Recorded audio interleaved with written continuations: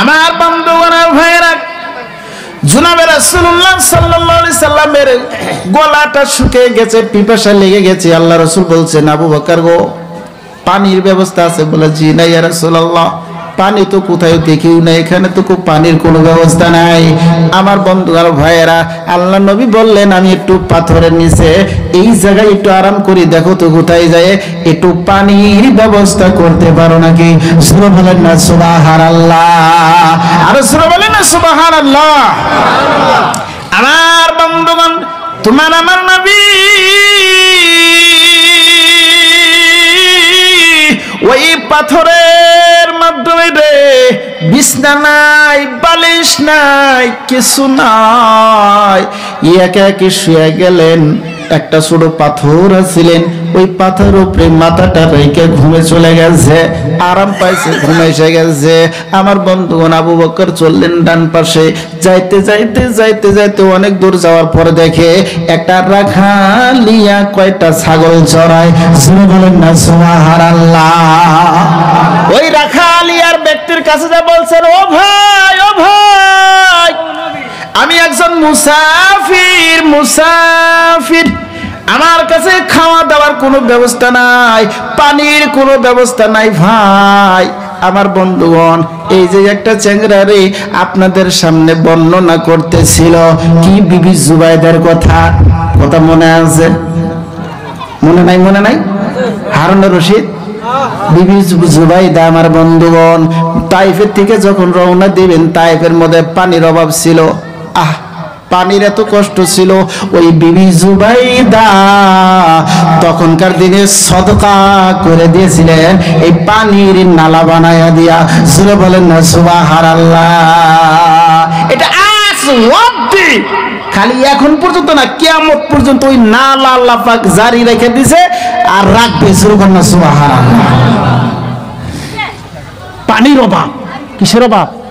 পানি নাই, মরুভূমি, পাথর। আমাদের দেশে তো পানির তো অভাব নাই, আল্লাহ পানির অভাব রাখে নাই, কিন্তু ওই দেশে পানির অভাব। বিবি জুবাইদা সদকায়ে জারিয়া করে দিয়ে গেছেন। আর বাদশাহ, বর্তমানে যে যিনি বাদশাহ আছেন, উনি ওটাই এখন রেখে দিয়ে গেছেন। তার কারণ, মানুষ যখন মক্কা থেকে মদিনা যাবে, বিবি জুবাইদার সদকা করা ওই দানটা যেন মানুষের নজরে পড়ে। বলেন না সুবহানাল্লাহ, আর বলেন না সুবহানাল্লাহ। আমার বন্ধুগণ আর ভাইয়েরা, ও দোস্তগণ, শুনে রাখেন। আবু বকর বললেন, আমি একজন মুসাফির। এবার রাখালিয়া বুকলে সে বলে, তুমি কেমন মুসাফির? আমার তো মনে হচ্ছে তুমি মক্কা থেকে রওনা দিয়েছো। জোরে বলেন না সুবহানাল্লাহ। তোমাকে জানি কেমন কেমন দেখা যায়, তোমাকে জানি কেমন কেমন দেখা যায়, তুমি কেমন মুসাফির? বলে, হ আমি মুসাফির। বলে, তোমার সাথে কে আছে?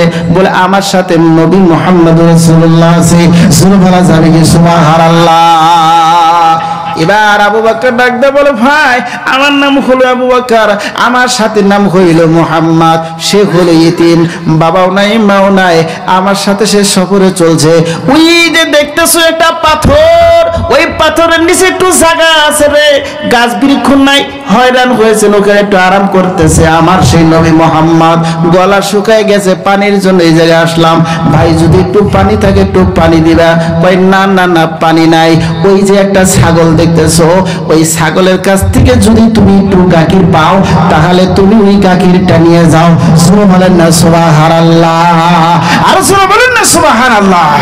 নারে তাকবীর।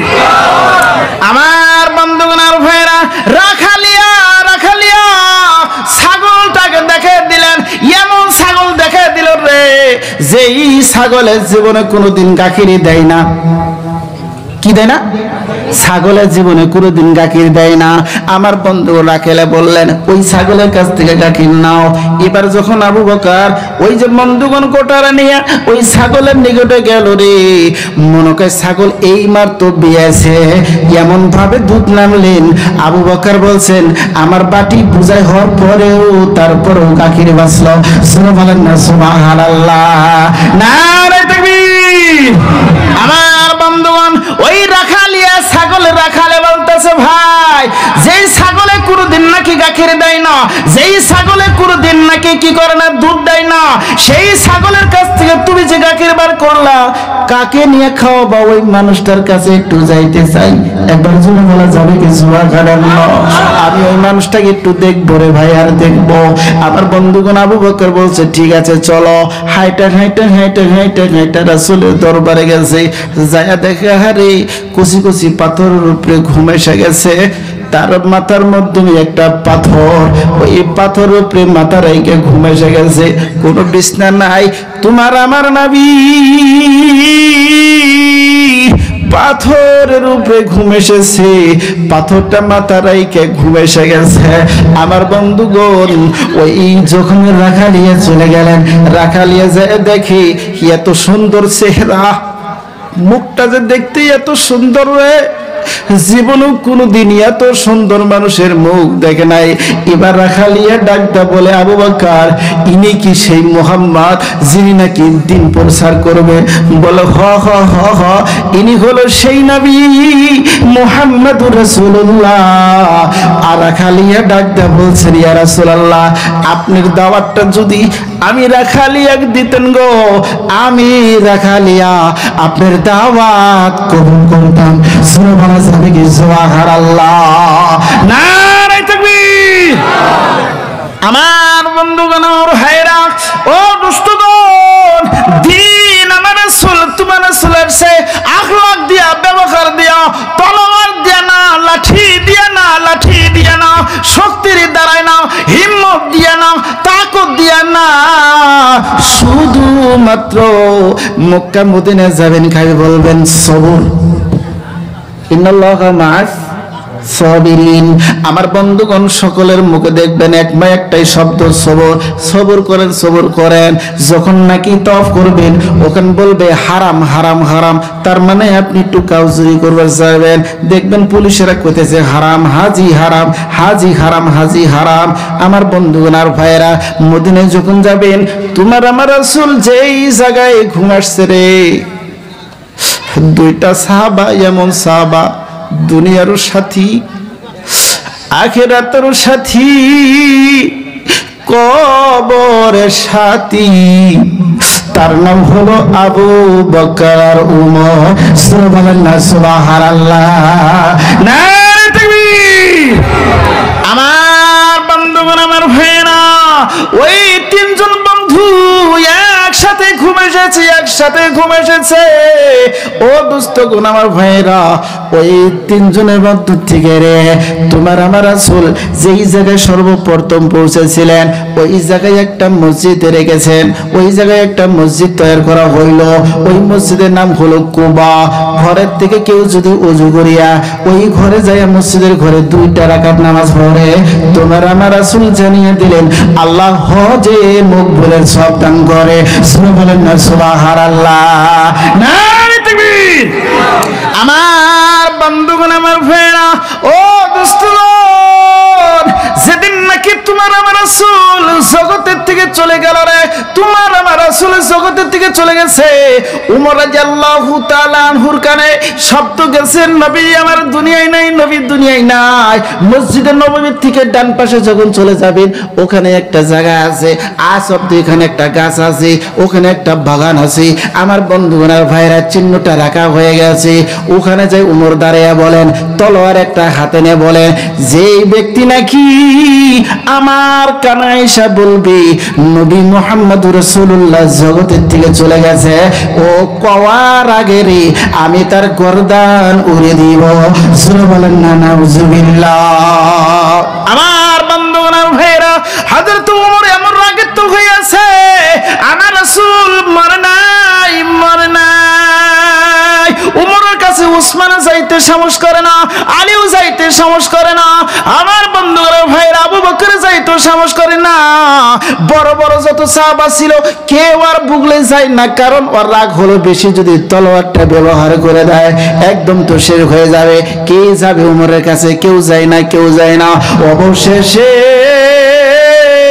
তোমার আমার নবীর বন্ধু হযরতে আবু বকর উমরের কাছে দাঁড়ালো। বলেন না সুবহানাল্লাহ। আমার বন্ধুগণ ভাইরা ও দোস্তগণ, ওমর হলো অত দূর, হযরতে আবু বকর হইলেন অত দূর। কেননা উমরের তো রাগ করে যায়, গাছতলায় বসেছে, অবস্থা অতটুকু ভালো না।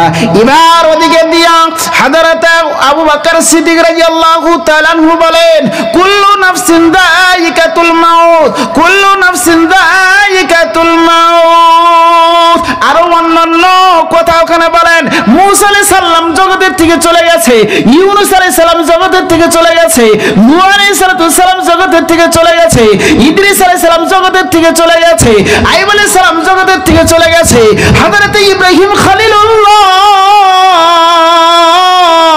এতবার নবী ছিলেন, তিনিও জগতের থেকে চলে গেল। ওমর রে, এবার পিছনে দেখে লক্ষ্য করে দেখো, জগতের মাধ্যমে কেউ নাই। কথা বলেন ঠিক না? নাই? আরো জোরে বলেন। আমার বন্ধুগণ, কেউ নাই, কেউ নাই, কেউ নাই। আমার বন্ধুগণ, যখন কুল্লু নাফসিন যায়িকাতুল মাউত দিয়া এমন ভাবে বুঝাইতেছিল, হযরত উমর কাছে তলোয়ার ছিল, জমিনে পড়ে গেল। আবু বকর নিকটে এসে চাপলেন। উমর রাদিয়াল্লাহু তাআলা আনহু হযরতে আবু বকরের হাতটা ধরে বয়াত করে বললেন, আবু বকর রে, আজকে থেকে তুমি হইলা খলিফা।